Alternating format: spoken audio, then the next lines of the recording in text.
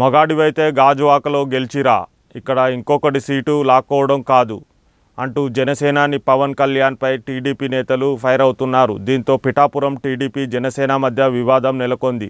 Assembly ఎన్నికల్లో తాను పిఠాపురం నుండి పోటీ చేయబోతున్నాను అని జనసేన అధినేత పవన్ కళ్యాణ్ ప్రకటించారు.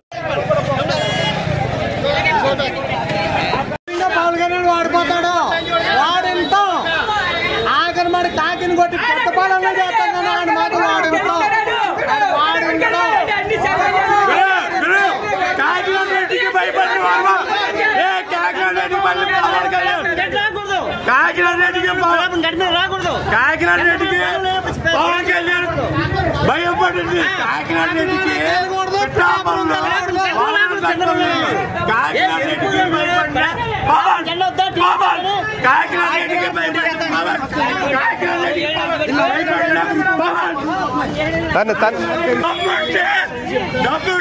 చంద్రశేఖర్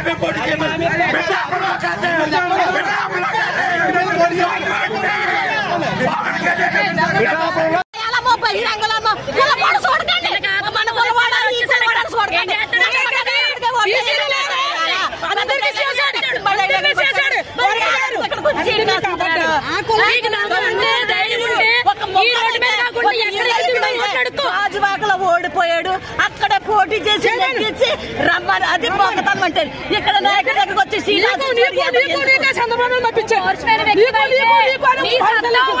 నువ్వు గెలిచి చూపించు. ఒక సీట్ లాక్కోండి ప్రయత్నం చేయకు, ఎంగిలాక్కులు తీసుకుని ఎదవా నువ్వు.